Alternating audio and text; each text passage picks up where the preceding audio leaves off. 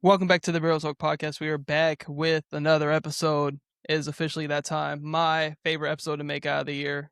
NBA playoff predictions. Plan starts Tuesday. By the time we're recording this, it is Sunday night. So I think the only things that can move is who's having the eighth seed in the West. If Portland wins, they're the eighth seed and they'll play the Phoenix Suns. And for the up end of the Western Conference. If the Lakers win tonight, which it seems like they're going to against the tanking Utah Jazz team, they will be the 3 seed and play the Minnesota Timberwolves, and the Denver Nuggets will be the 4 seed and play the Houston Rockets. So as long as the Lakers win, that's what we're pretty much all going off of, and it looks like they're going to win.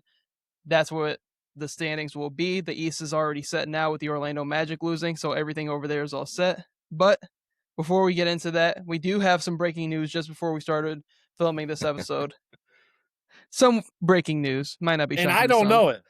but I'm hearing this first time. They said don't look at my phone. I have no idea what I'm about to hear, so let's see. the Milwaukee Bucks and Doc Rivers parting ways as a head Yes! coach. Yes! Dude, That's oh my God. I'm so Yeah. happy you told me not to check my phone so I could give my genuine reaction right now. The Bucks are back. Here's the deal. I don't know who we're gonna hire. this is back all the way. I'm thinking Taylor Jenkins right now. That's where my mind goes to first, is Taylor Jenkins coaching my team. One, Giannis is happy right now, too. Here's the deal. We can make a deal where we trade Kuzma while he still has some value to a team that might be looking for that this offseason. And if the draft lottery gets in our favor in a way, we could be drafting a guy in a Braden Berries to join Ryan Reynolds in the backcourt, or maybe a Yaxel Lendenborg who's ready to compete right now. I'm not going to go into a whole Bucks thing. The Bucks are back in a way, to me, that we all know that if Giannis ever wanted to leave the Bucks and be within the franchise, that probably already is done. And the fact that it isn't done yet, Giannis is going to be back on the Bucks as long as he can be healthy enough. That's the biggest concern with Giannis people are going to talk about. I'm in on us being a playoff team. I'm in on us being a team that can win a series with a different coach. Our roster is going to look completely different next year because I think John Hurst has realized that we have to move off of literally everybody besides Rollins, Giannis if we can, and maybe AJ Green. But I'm also in on the idea of cashing in on AJ Green while he's high. So I am so happy about this because this team, even without Giannis, could have won more games than they did. Not that I wanted to. I wanted to tank. Doc Rivers is just, listen, all this blah, blah, blah bullshit about him having a high floor is gone. He doesn't have a high floor. That's the old Doc Rivers. We have Taylor Jenkins coming to Milwaukee now, if I had to predict. And I'm all in on it. I am. Yeah, that's Man, that made me so excited. I'm sorry. I went on this whole man. No, that's because Doc Rivers coached the Sixers, and I was like not a huge fan of it. And then that joy that you're feeling was exactly how I felt when they parted ways. So it's a huge weight off your shoulders not have to watch a Doc Rivers coach team. It's weird. He's going to the Hall of Fame as a head coach. Like he has, I think he's like what, top 5, top 6 in wins all time. He obviously has a championship, but he's going to be remembered not for that, but for all the blown leads and for coming up short with wildly talented teams. It's so crazy that he's going to be a Hall of Famer, but widely regarded as a bad coach. And you can even make the argument that he underperformed with the Celtics rosters he had. Yes, he had the one title in 2008, I believe. Mm-hmm. They should have that roster and that team. That's dynasty level stuff, and he couldn't even get that out of them. And there's things to blame. I mean, they got one. Other than him, they got one. Yeah. But I mean, let's be honest. It's Boston. That was a dynasty they should have built there. He's an underperformer. He should not be a Hall of Fame coach, but he's going to be because he won a title. Well, that, and I think like he's top 5 or top 6 in wins all time. Like he has, because he's coached for so long, so he has like the resume, and he's coached a number of Hall of Fame players and this, that, whatever. But like, yeah, like I don't think he gets another job after this, truthfully. And for his legacy's sake, he should just retire. He's only making it worse. What could make sense of a team that would be interested in a guy like that right now? Because that's been his career. It's basically been teams that need some stability that aren't looking to go in on a new young coach. So is there a team in the league right now that you guys see like could actually benefit from a hire like that, because we can make jokes and hate on Doc Rivers all we want, but he also does bring at least some type of culture with him to and Mm, it didn't fit the Bucks anymore. But I think there's a world where there's teams that could use a coach like that. Maybe not right now where the league's at. The league is so split on, are we full rebuild or are we all in? And 5 years ago when he's still getting jobs, it was the opposite, where there's teams that were just okay with winning basketball games. I don't know if the league's in a position anymore that favors a hire like Doc Rivers. The only maybe the team, Kings or the Grizzlies, and even well, then it's like, the Kings just came out and said they're bringing back Doug Christie for okay, next season. And then the only team that I think Doc Rivers, his best skill is doing more with less. Because when you look at those Clippers teams that didn't have Kawhi and didn't have Paul George at the time, those were like feisty Clippers teams that were always in the bottom end of the Western Conference playoffs, like that were always giving good teams a run. Like I think he does Like that. rookie year Shea. Yeah. I think the only team, I think Doc Rivers goes back to media, but if we had to pick a team that he mhm, can go to, what if he went to like Portland, who's now coming out of the Chauncey Billups thing? Who Portland has a ton of different kind of yeah, talent over there. They're gonna have Dame back. They're gonna have some vets on that team, with mixed in some young guys. I just think maybe Portland, but I think Portland goes maybe and just keeps Thiago Splitter, depending on how this season ends for them. I don't know. I'm in on them keeping Tiago, to be honest. I think Doc Just Rivers yeah. goes back to because media. I think he goes back I to media. I don't think anyone would really want him, and it's probably the best for his just legacy because he's getting up there too. He's not a young guy anymore. Just do media for a couple years and just retire in grace. also he was listen, we can hate on him all we want. Doc Rivers is one. He was actually like credible in media to me. I really enjoyed him Well, yeah, he knows. I when he was mean, on yeah, when he was on television. yeah, because I mean, he does a great job at using his coaching knowledge and basketball knowledge to explain to the viewer why XYZ is happening, and he is a good guy. It's just he's underperformed with really good teams. So he's funny and he was likable enough. Like I think he should go back to media. I don't know, but we can get more into kind of off-season talk at a later episode. But we can get into playoff predictions. We can start out in the Western Conference with the plan. We'll start out in the West. So, going it off this, Portland, I think, is going to beat the Kings tonight. So, it'll be Portland and Phoenix in that plan spot for 7-8. Where are you guys going with this one? I think I got Phoenix. I think. I mean, honestly, it could go either way. I think Devin Booker being the best player on the floor, kind of, and Dylan Brooks is healthy and back, right? I'm pretty Yeah. sure I saw that he'd been playing. So I mean, he's been very good this year.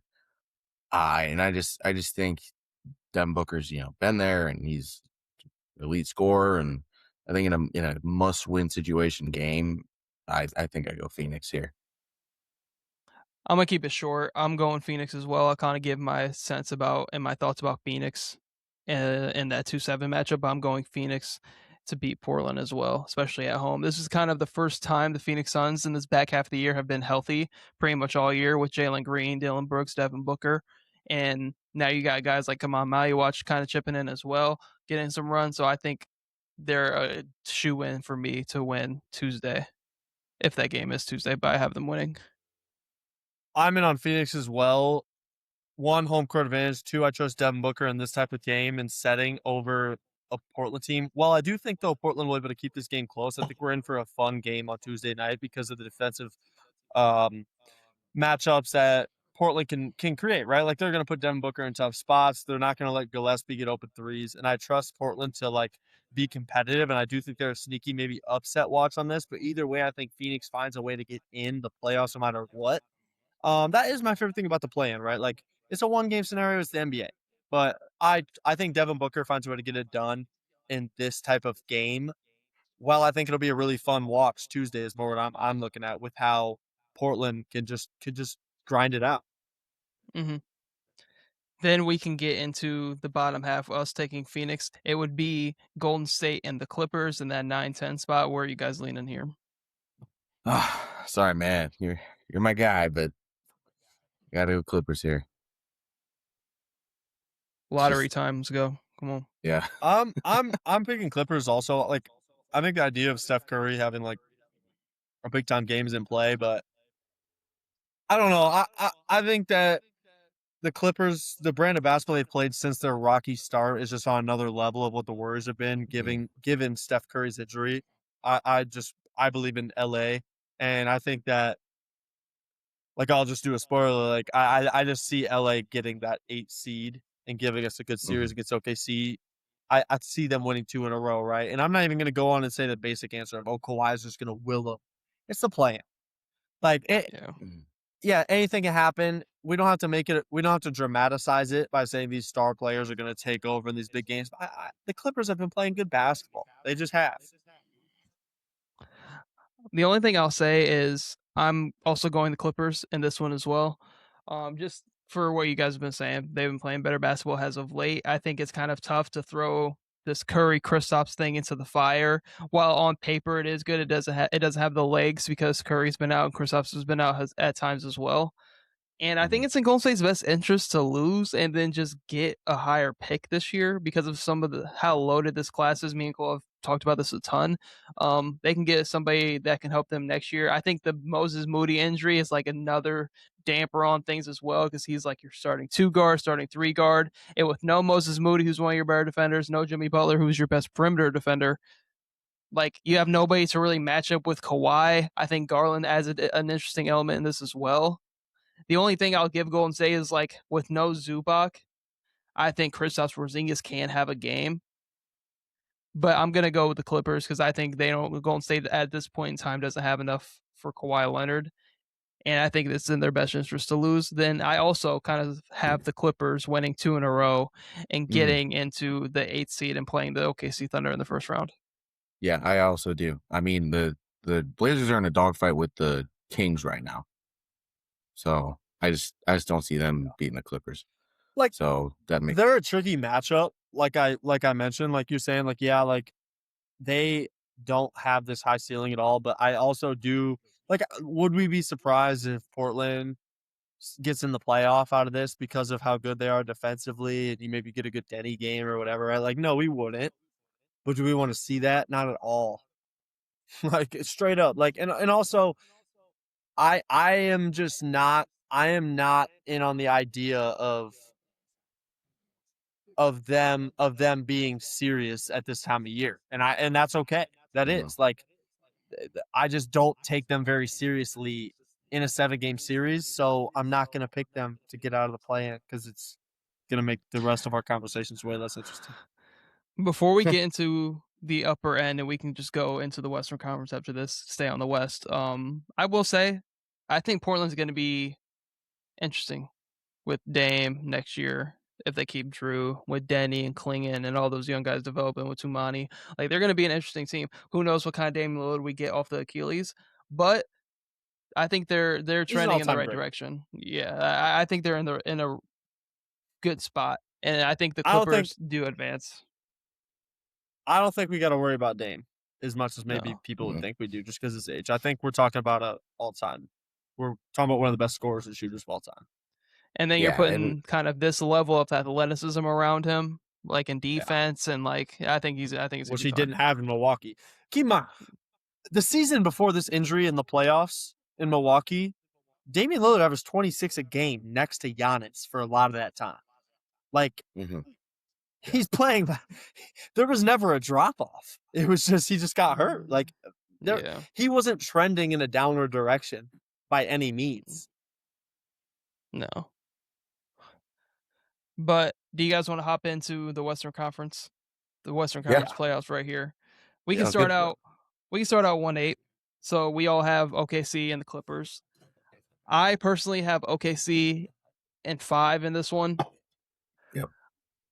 More so because I just think OKC's defense is going to be able to get after the Clippers a lot. I think the Clippers have a lot of really solid defenders that can give it an interesting go for OKC.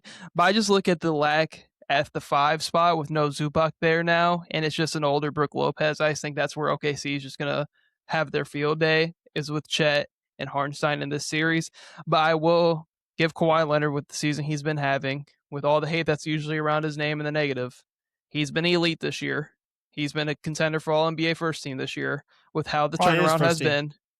Like, he's been elite, and I think they're going to at least get a game off this OKC team.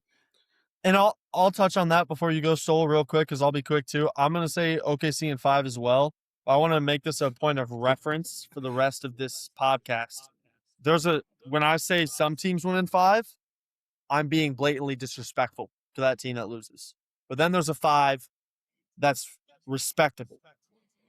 I'm putting Clippers losing in 5 in that respectable 5 loss, to where maybe they lose some close games. Maybe it doesn't look as bad as just in 5 loss of I don't know, last year when fucking maybe Cleveland swept them actually, but they fucking blow them out for 3 games, win 1 close one, and then the Heat sneak one in game 4 or whatever to avoid the sweep. Like, that's a disrespectful 5. I think the Clippers are a little bit better than that without Kawhi's bit. I'm in on a respectable gentleman's sweep, 5 games. Yeah, I also have OKC in 5. I think LA, that stadium gets rocking. They got that wall. The Clippers are a deep team. Mathurin's been solid. Garland's been playing well, and obviously Kawhi. He hit 65 games, so we're pretty close to it, right? I mean, he's having an All NBA. Yeah, he's first team All NBA. Yeah. If he's at 65, he's first team All NBA. Yeah, he hit 65. Yeah. So yeah, I mean 28, 6 and 4. Like he's having an incredible year.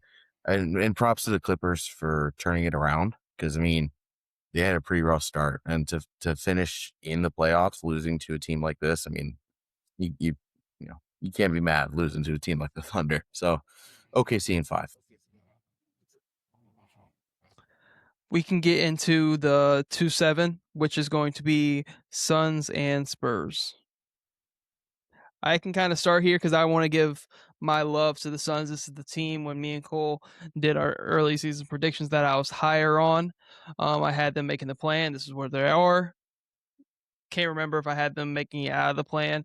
But this is a team that is trending in the right direction. I think it is a tough matchup for the Spurs because of some of the size elements they do have in a Mark Williams and Kaman Maluach, who's now into the fold, like, so Iguodala, who's super underrated. Like, you got guys like Rasheer Fleming, so their kind of front court depth is there, and then you have a guy in Dillon Brooks who Cole knows I'm super high on in terms of just, you want him in a 7-game series. As much hate as Dillon Brooks gets, you need somebody that's just going to get after it defensively and go take the best matchup on the other team, and you need that. And then you have Devin Booker, who is the most experienced player in this entire series, been to a finals before, and then you have pairing that up with Jalen Green, who can get high at any given moment. Like, this Phoenix Suns team is no easy out, and with how physical they do play, I think this is definitely going to be a series. But I do think Vic and them get it done, but I'm going to go out on the limb here and say the Spurs get this one in 7. I think I'm high on Devin Booker. I think they push San Antonio 7. I can see this series going to Phoenix at 1-1 for game 3. Oh. I think the Suns steal one in San Antonio. The Spurs are a young team, man. You're looking at this entire team outside of De'Aaron Fox, no playoff experience whatsoever, pretty much. I think the Suns surprise them and maybe take game 1 of this series. But I do think the Spurs win in 7. I want to say something right now about this too, because I agreed. I didn't think you were going to say this. I have Spurs in 7 as well. What? Wemby's maybe worst. The team Wemby struggles against the most in the league maybe is the Phoenix Suns. In his career, he averages 20 a game. But in this season alone, his first matchup, he had 9 points in 34 minutes. Terrible efficiency. Next game, 17 points. Only 25 minutes played. So it could have just been one of those minutes restrictions things. His efficiency was actually good that game.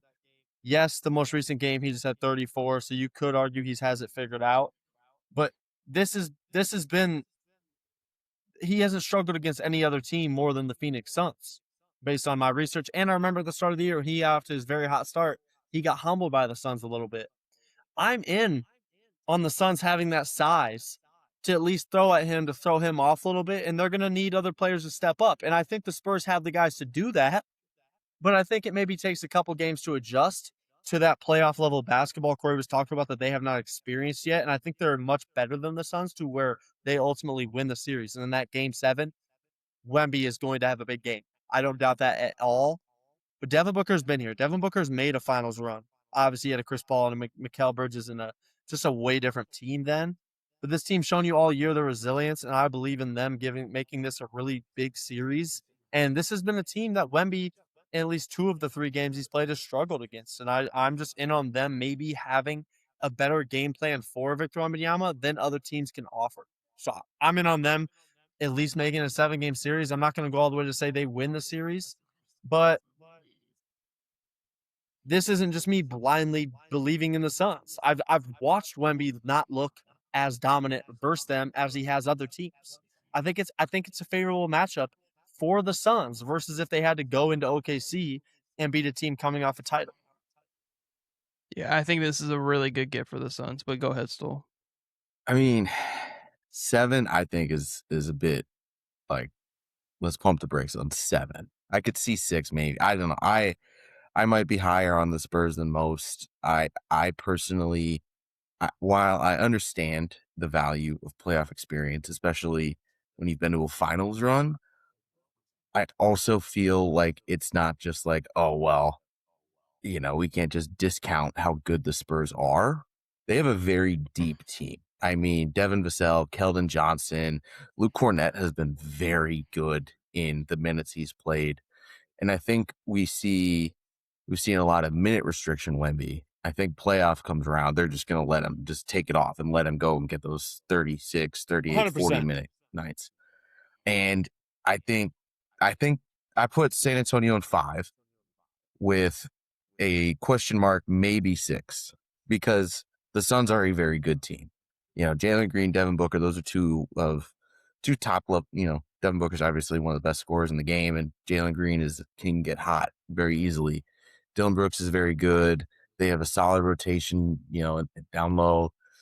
But the Spurs, I mean, what was their right? They were 2 seed and they locked it up pretty good for a reason. I mean, that is a very good team.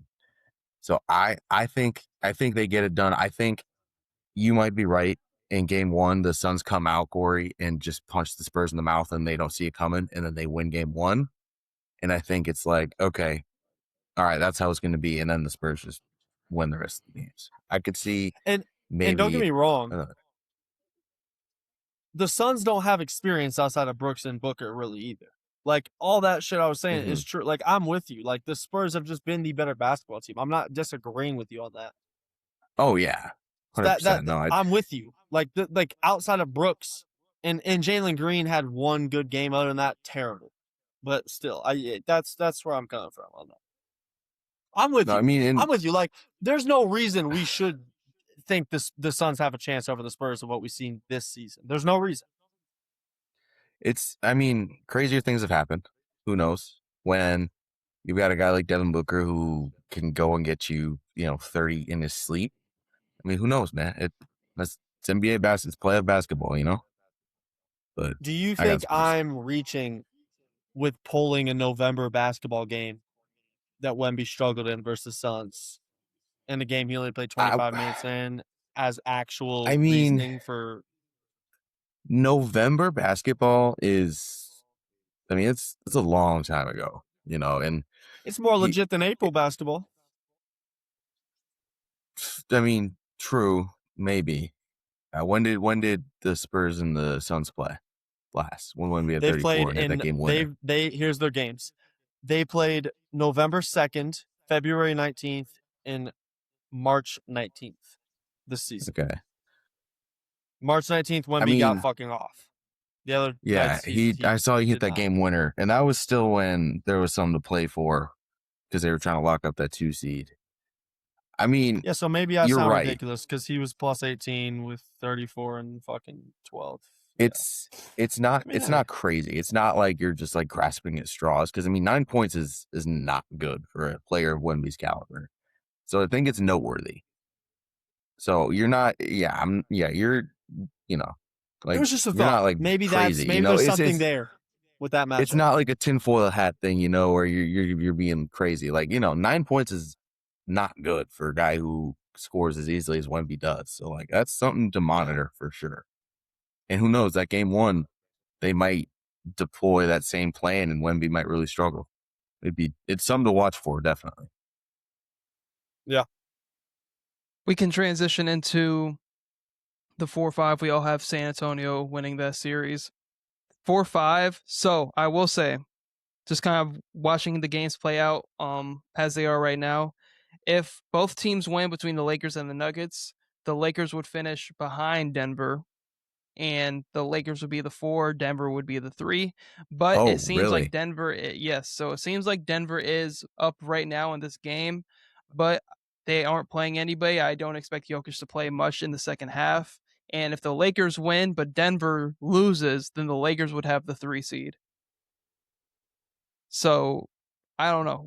By the time we're recording this, it is a little jammed up because of the games playing so late and the playoff implications being like this, and it's kind of tough to determine. Yeah. But had to get Maybe this we episode should have out before started the with the play-in. East. Since the Yeah. East was locked up, huh? I think Yeah. we can 'Cause make it. I can almost guarantee you the Lakers fucking win tonight. Yeah, no doubt. But so if the But if Lakers Denver win, wins, yeah. yeah, If the Lakers win and Denver wins, then it will be Denver 3, Lakers Oh. 4. okay. Yeah. I didn't know that. So if Denver loses his Lakers because Lakers are playing the Jazz, so they're gonna win. But yeah, it doesn't look like Wemby's playing in San Antonio. It doesn't look like a few of their guys are playing. I kind of think it. Okay, wait. Jokic is out there. I say we play this as Lakers at the 4-5. Honestly, now that you say that, but we can Yeah. also just give both. Because I did Denver, so I mean I can switch it real quick. It's not a problem. Here's all I'll say. Either way, for me, I have the Rockets losing. Yes, I agree And there. we talked on this though. We actually dove into this potential Lakers Rockets first round matchup last Sunday night, I believe it was. Yeah, wait. And I think Corey's a little more higher on the Rockets being able to beat the Lakers, but I don't think you'd pick them over the Nuggets. So I think that does make it interesting. That's why this does matter a lot. I'll start. I'll go here. I believe in the Lakers being able to beat this Rockets team with all the Rockets problems we've seen, regardless of Austin Reeves being out. And even if Luka misses 2 games, I am all in on the level of the listen.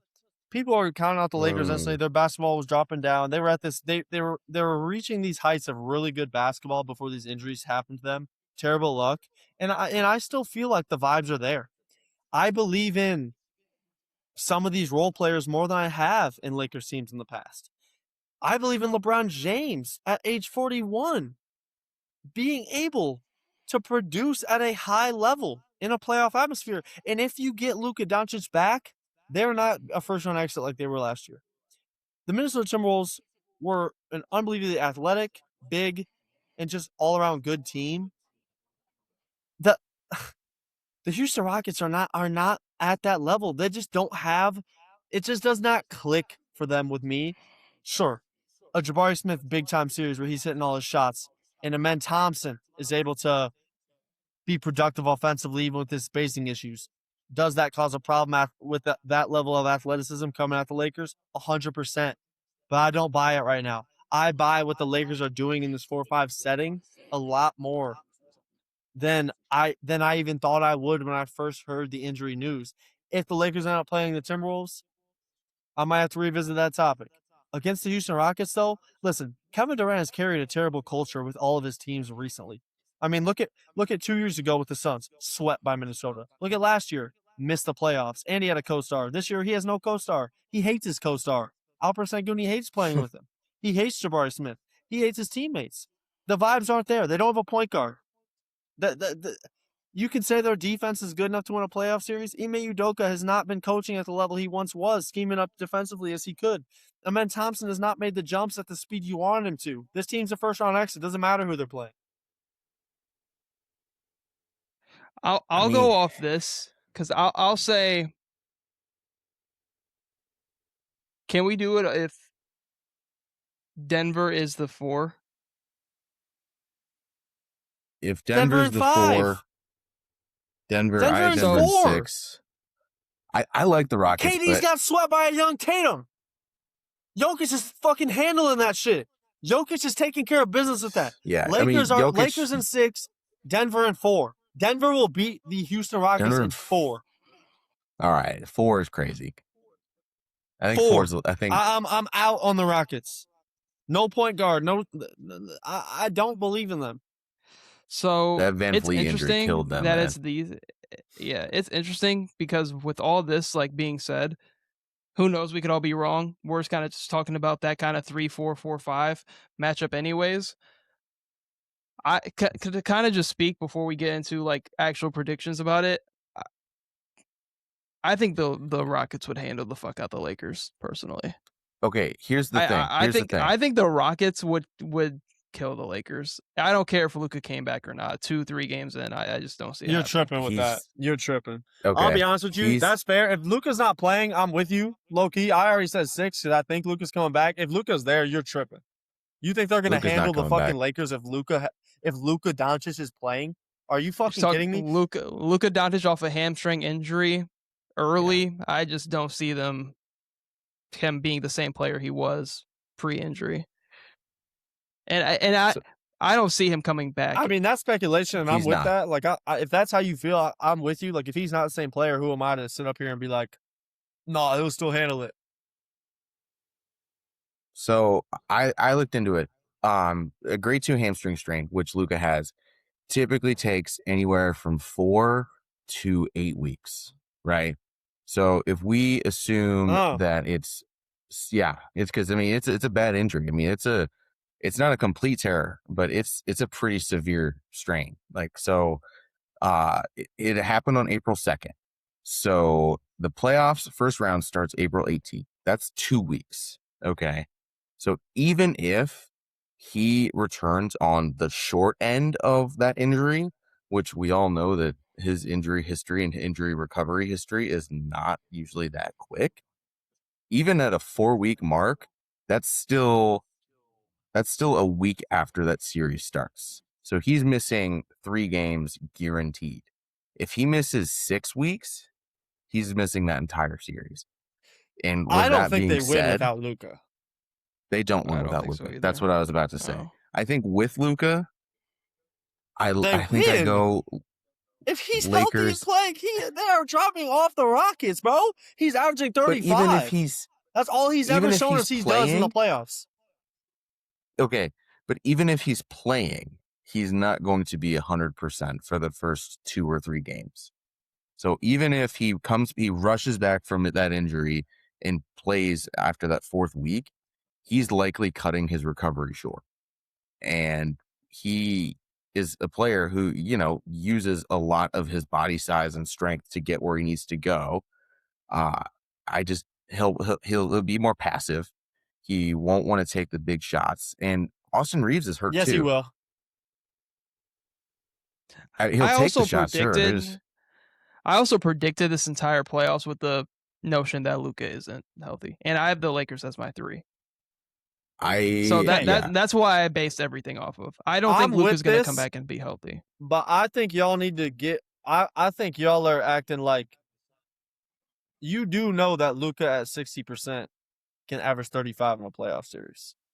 Okay, that's crazy. 60%? Luka at 60%.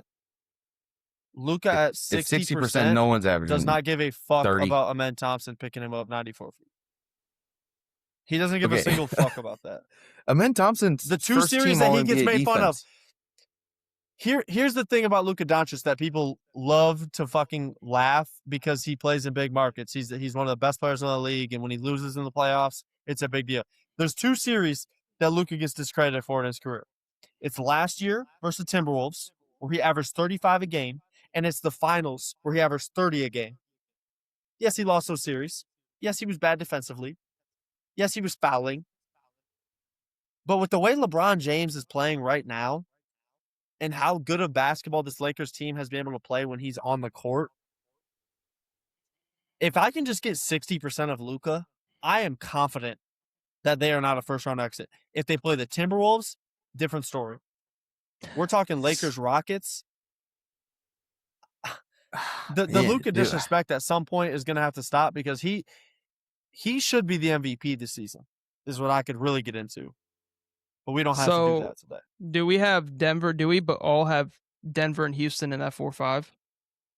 Because I thought that Denver was the four. We don't Denver know. was the I mean, four. if it is. So, but it looks like Denver's going to win.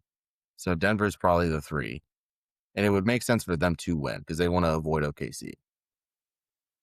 San Antonio doesn't look like they care.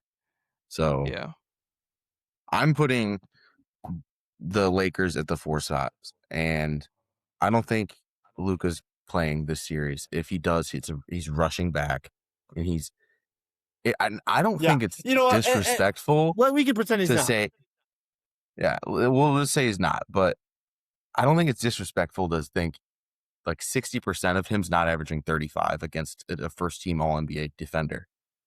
Like, I'm sorry, it's just not happening. No, yeah, that's not disrespectful. I more just think that he's going to, and I think that if he plays, I'm a big believer in there's too much money involved for them to put somebody out there who's not ready to play at his best ability. So if he plays, he will do that. Denver's up 19.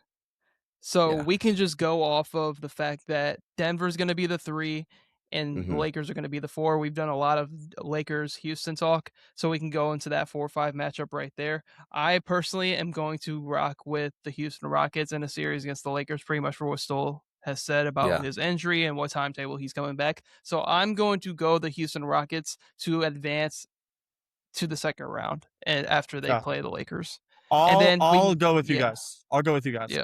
I'll say he's not playing because he hasn't played yet. And if he doesn't play, I think the Rockets will win the series.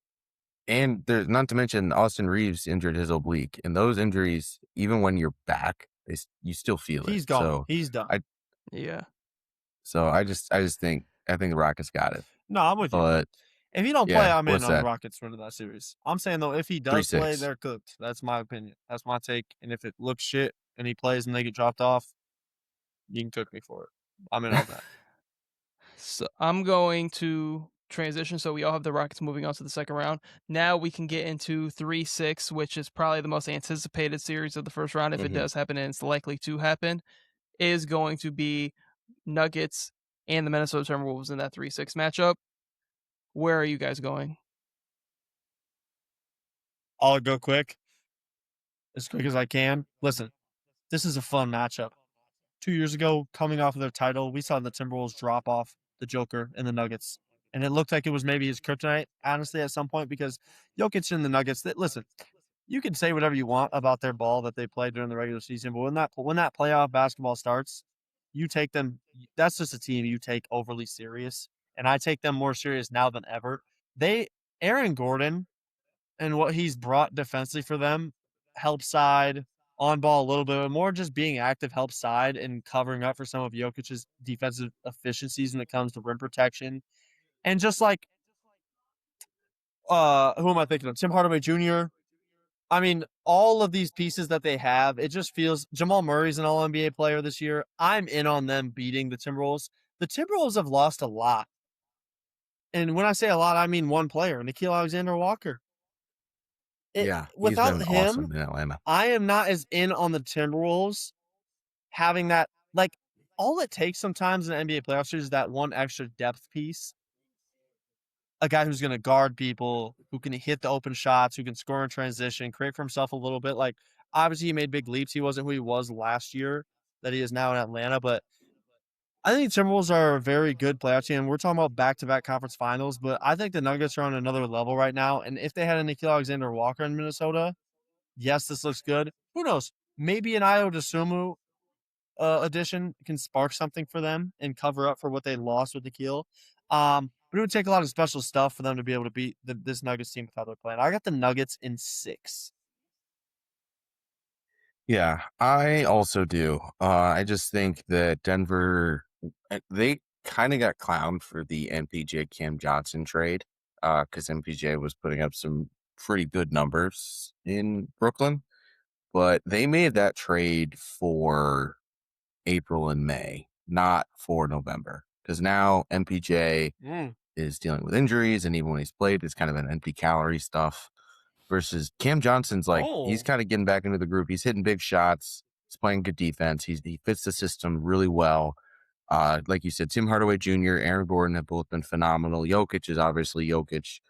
He averages like I think it was 28, 12, and 5 against Rudy Gobert in his playoff career. I mean, Gobert is an elite defender, Hall of Fame level player, but Jokic has his number. And as good as Anthony Edwards has been I like this that year, Hall of Fame shot. well, he is. He's what, a 4-time DPOY? Yeah, he is. Disgustingly, he's a Hall of Famer. A Hall of Famer. He's a Hall of Famer, but Jokic definitely has him beat, and I think Denver gets it done in 6 against a very good Timberwolves team. Me personally, 3-6 for Denver and the Minnesota Timberwolves. Super interesting matchup because I think the Ayo Dosunmu pickup at the deadline does move me a ton. Because I also think, yes, Nickeil Alexander-Walker has been great with Atlanta. I don't think he has that same impact on the Timberwolves like he is with Atlanta. It's a whole different situation. He has the ball in his hands a lot more because, Dyson Daniels is their point guard. But outside of that, ever since they moved off Trae Young, it's really Nickeil Alexander-Walker getting second option touches. That's really what it's looking like. And I just don't think he has that same role and impact in this Minnesota Timberwolves team. And I try not to bank on this player left them and got to do this over here. It's all about situation and opportunity in the NBA. But he was great in the situation in Minnesota, though. Oh yeah, but you had to pick on who you were paying as well. So I think I'm not with them being off him. I'm just saying that's a loss. Oh, it is a loss, but I'm not going to look at the series as a lens of, if they had Nickeil Alexander-Walker, they would have been able to do this and that in the third. I'm looking at what they do have. They do have Ayo Dosunmu, who's been phenomenal for them, and I think plays a better role than Nickeil Alexander-Walker because I feel like he's more of a point guard role. And I think Nickeil Alexander-Walker for the Timberwolves team was more off-ball suited. And I think Nickeil Alexander-Walker can kind of be that pseudo backup secondary ball handler for this Minnesota Timberwolves team. With that being said, I think this season I'm going to matching up with Jamal Murray? That's where you have Dante DiVincenzo and Ayo Dosunmu switching off, taking turns with Jamal Murray. Okay. But I think this still is a good matchup for the Timberwolves, in my opinion. I think the Julius Randle piece, comparing it to the Karl-Anthony Towns piece, I think Julius Randle offers them a lot more consistent level offensive creation outside of Karl-Anthony Towns. Comparing the two teams, comparing that team that played Denver years ago, I think Julius Randle is more comfortable on the perimeter against this Denver Nuggets team. I'm going Denver to lose this series. I'm going Minnesota in 6. Oh, the bait and switch. That was good. I'm going the Minnesota Timberwolves in this series. It might be my hot take. I wanted to pick an upset for this Western Conference. I think Minnesota, if there's any team out west that matches up well with Denver, it is Minnesota. They've played them a fucking ton over the past couple seasons. They have Anthony Edwards, who they have no answer for. And I think the Ayo Dosunmu, Dante DiVincenzo combo at that guard spot around Anthony Edwards is going to prove itself. And I think Julius Randle is just going to be more consistent than a Karl-Anthony Towns in this series, in my opinion. And I also like looking at Denver. Denver's been just as inconsistent as Minnesota this year. Denver's been super up and down this year, whether that's injuries or everything else. Yes, they have Nikola Jokic, the best player in the world. Yes, they do have that. And they can always rely on him and Jamal Murray. Aaron Gordon has missed a ton of time. Cam Johnson has been super up and down this year. Yes, they do have some depth with Tim Hardaway Jr., Jonas Valanciunas, more depth. But I just like Minnesota's matchup and how they're able to just score offensively against Denver in this series. It's going to be a dogfight either way, but I'm going to lean Minnesota. Yeah, I don't hate that. The Timberwolves are a very good team. I guess technically the Rockets would be an upset, but really the Lakers are just hurt. The But Nuggets have if there won were, 10 in a row. Like they're mean, playing the best basketball in the league right now. Stoll, say the no. numbers. Say the numbers for Jokic versus Gobert. It was say like 28, 28, 14, 12, and 12? 28, 12, and 5 or something like that. I mean, they're good numbers, but He's to Corey's point, like that, there are bro. more than Like Corey, I love it. Corey, I actually love it because Minnesota's not something to fuck with around this time of year. But you're eliminating my champion in the first round. That's my problem with it. Give me the Minnesota Timberwolves to advance, and then we can get into the second round. So for us all, we have OKC and the Houston Rockets at the 1-4. Mhm. In this series, I'm gonna go OKC. I think this is a little bit closer of a matchup because I think of kind of opening night. I know they had Steven Adams when they played in the opening night game, but I just think Mhm. Houston does have like an Amen Thompson to throw on SGA and all these lengthy wings to kind of match OKC and how they play defense and everything else like that. But I'm going OKC, keep it short and sweet and simple. Give me OKC in 5. I just think at this time we can maybe see a good J-Dub performance in the playoffs, and they just have the best bucket getter in the league in SGA.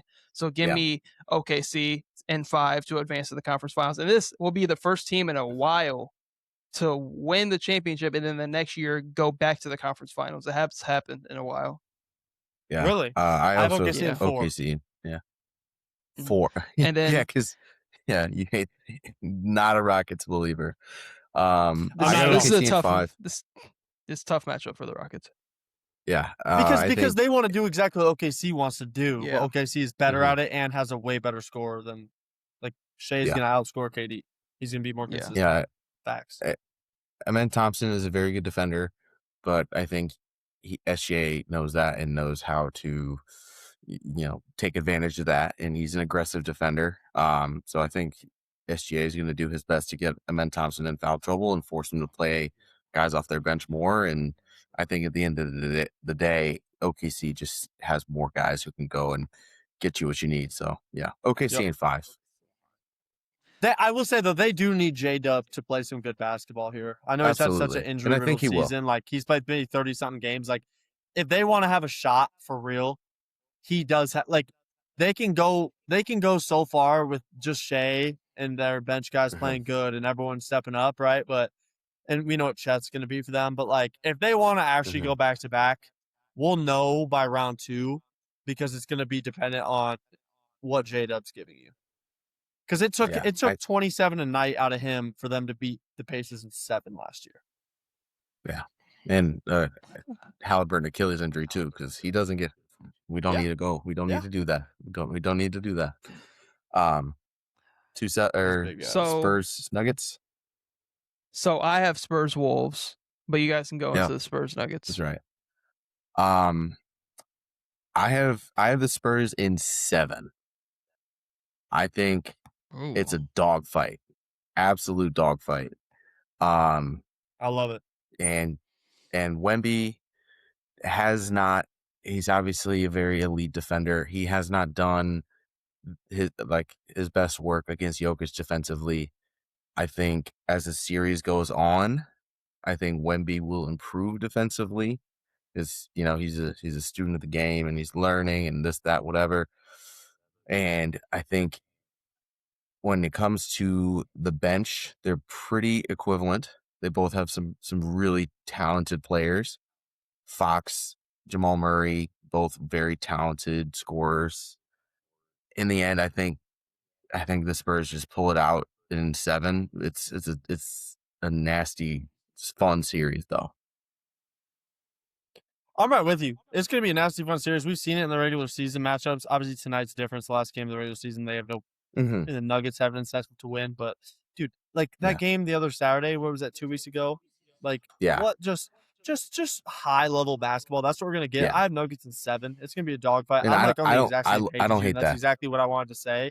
I like Jokic in the big game though.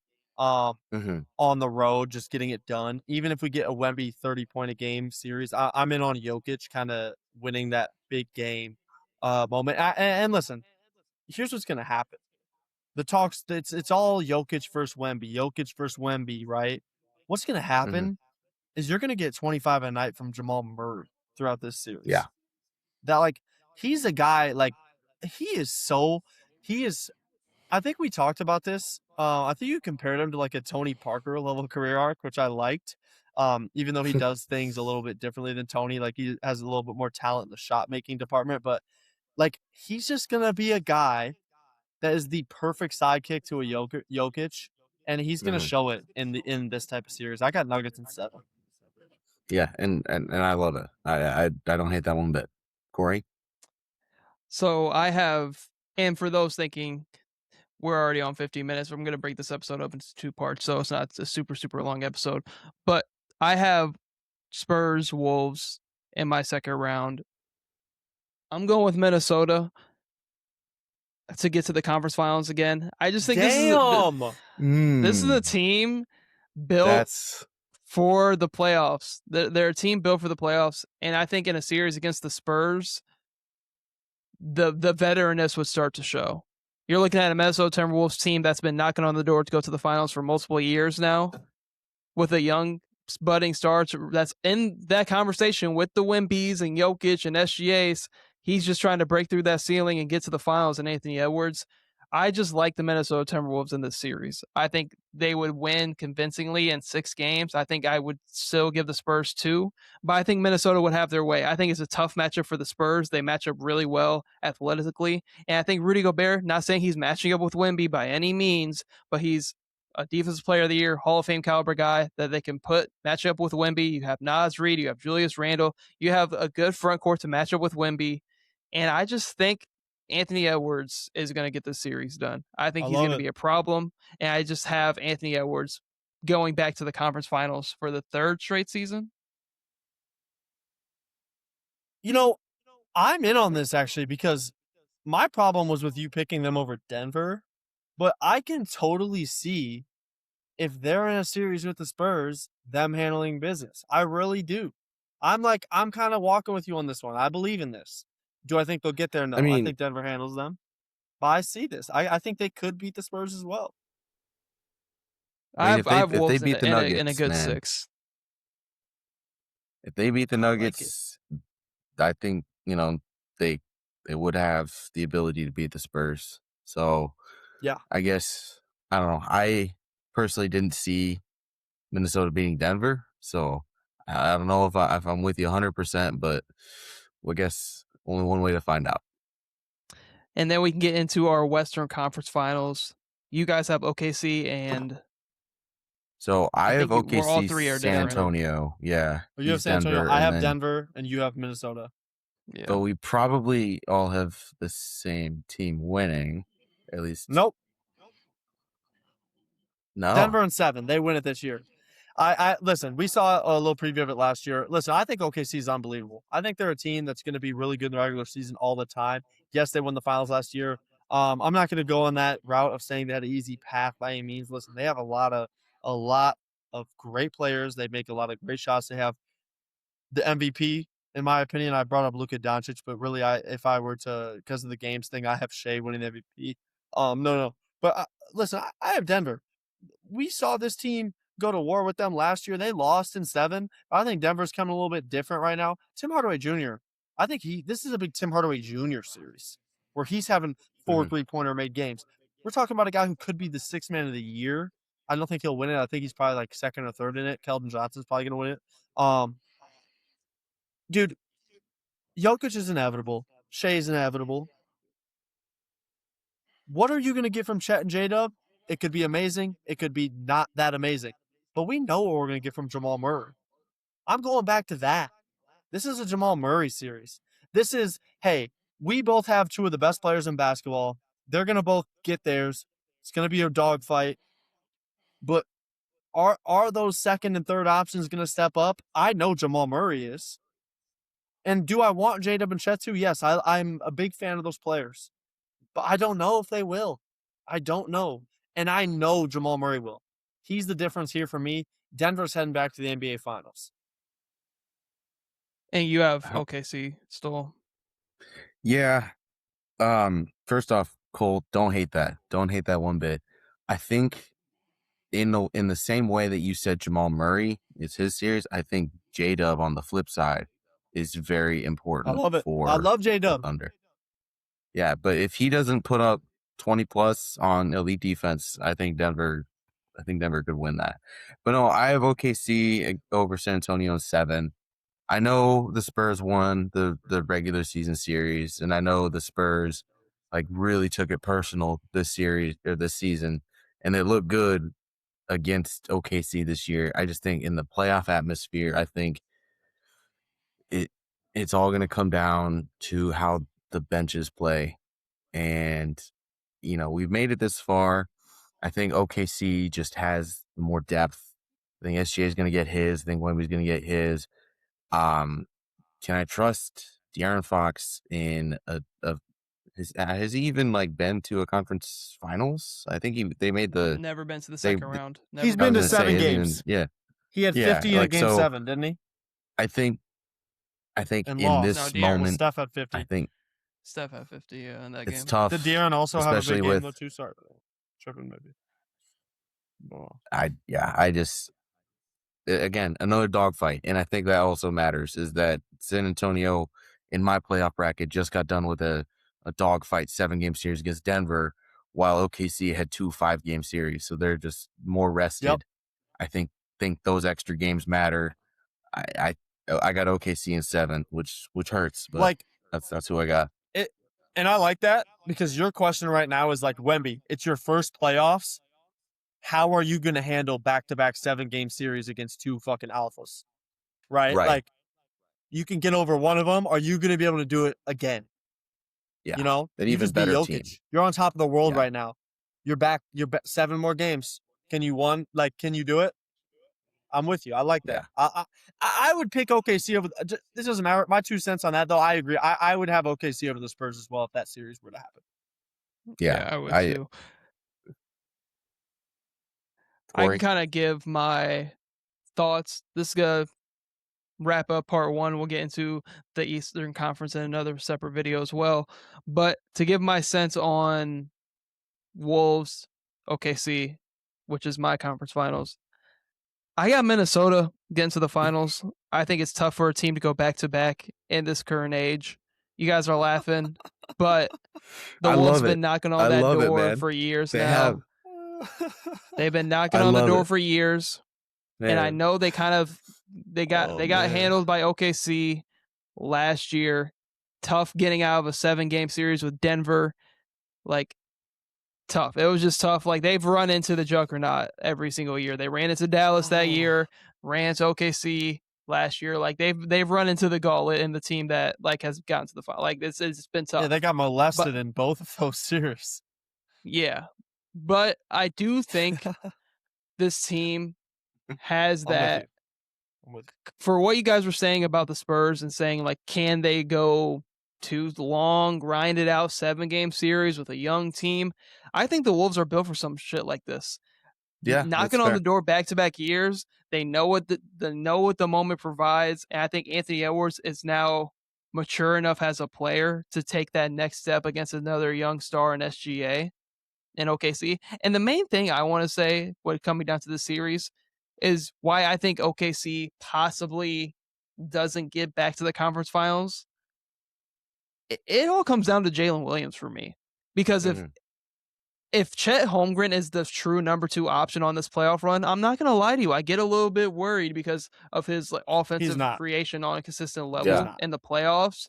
So if it's like I'm looking at this team and it's like it's kind of, if J-Dub doesn't step up and be the number 2, it's really a lot of SGA, and it's a lot of SGA all the time already. And I think in a series like this, you can start to see, okay, see, this young team went to the finals, won it last year in 7 games. I think we can see them get into the conference finals and kind of get a little bit gassed out up to this point. Oh, just a little bit. If J-Dub isn't having the level of his performances he was last year, I think this OKC team can be in some trouble, and I can see that coming out in a series like this against a Mhm. veteran Wolves team that's still hungry, knocking on the door, and that's why I have the Minnesota Timberwolves beating the OKC Thunder and getting to the finals. Yeah, J-Dub I is 100% agree. J-Dub is undoubtedly like, dude. You talk about a player. You know how important. Like I hate to do the legacy stuff, but Shea's entering Mhm. that territory of player. Do you know how important J-Dub is to Shea's legacy? Like, Oh yeah. you're talking about a guy like in J-Dub. We know what he's gonna bring you defensively. He's incredible. Mhm. Like, just actually, like, he's so good defensively that it's like he's like an underrated defender. I mean, he was all NBA third team last year and all defensive second team, I believe, in year 3. Like, one, he's one of the strongest players at his position in the league, and his versatility defensively is undoubted. Like, we know what he's going to give offensively, but if you can get an efficient 22 a night, that's all I'm asking from him. There's no reason they don't win the title. Like, Absolutely. he decides what this Thunder team is. I'm just gonna lean Yeah. with Minnesota based off. It's hard to go back to back in this league. A lot of SGA down the stretch. I just think it can kind of wear on a team a little bit, especially if kind of the number 2 option is in question. Yeah, J-Dub's been hurt all year and he can turn it around in the playoffs, but we haven't seen that from J-Dub all year. He's been hurt with the injuries. I don't trust Chet Holmgren as a true number 2. Hartenstein's been hurt with injuries. He hasn't really been available. This team hasn't been, yes, they've been dominant in the regular season because of their depth, but I just think this team isn't as connected maybe as they were last year and as dominant as they were last you. year. And I think Yep. they can be had, and I think Minnesota could be that team to do that. That's why I have Minnesota getting to the finals. Yeah, 100%. Got you. Because the exact inverse of what you're saying is true also, Cole. If J-Dub comes out and has just a stinker of a series, he puts up 13 and, you know, his defense, he's down a step and he's taking bad shots. Like Denver or OKC could lose in 6 to San Antonio or lose in 6 to Denver. Like we can't have J-Dub June is tour dates from him. right. Yeah. He is the biggest X factor arguably in the whole playoffs. Like if he's on his game, OKC is a juggernaut. But if he's off, then Chet Holmgren playoff number 2, like that doesn't make me like I don't feel good about that if I'm the Thunder. So yeah, To be honest, he's Chet's definitely just like not a good scorer. and that's not his game. You know, he's an elite It's defender. not. He's a not a good stretch scorer. big. You know, it's not something that you should gets easies. have to ask of him. Yeah, Yeah. he'll hit open threes and you know he'll get his alley oops and stuff, but He's arguably the 3rd best center in basketball, so that's not a shot at him. I'm just saying like that you can't expect that from him. Like him, Duren, or Cat are the 3rd best center in basketball. Probably like I would take both of those guys. You can't rely on and- you can't go into a playoffs needing him to give you 20. That's not going to happen. Yeah, I would take Duren, Consistently. Cat, Embiid all over Chet. I didn't count Embiid, I guess. Yeah. My last thought before we wrap up this episode and then get into our Eastern Conference to break this up into 2 episodes. My last thought is I think in a matchup against OKC, I think the Minnesota Timberwolves are the best of both worlds of the Denver Nuggets and the San Antonio Spurs. Because I think they have the veteranness that the Spurs lack, but I think they have a better defense than Denver when it matters. That's fair. I hear you. I think but they have a also, good they mix don't of have both teams. They don't have Jokic or Wemby though. That's the difference. They have Ant-Man, and Ant-Man's going to break through that seal and get to the I like finals it. this year. I'm into that. Yes. And I no, love if it. this happens, I'm into that. Here's what's funny about you, Corey, though. You went from taking a 6 or 7 seed Dallas Mavericks to the finals in our preseason. So you know what? No, I like the underdog story so much that when I see that 6 next to the Timberwolves, I'm in on it. I like it. I see what you're doing. But we can wrap it up there. I'm in on that. Hey, Ant-Man, hey, listen. Back-to-back WCF is undeniable. Yeah. I like where you're putting your cards. It's time. But that wraps up the Western Conference playoff predictions. I have the Minnesota Timberwolves coming out of the Western Conference. Cole has the Denver Nuggets, and Stoll has the OKC Thunder. In this next video, we will break down the Eastern Conference side of things. But thank you guys for tuning into this episode of the Barrel Talk Podcast. Hope to see you tune in to future episodes.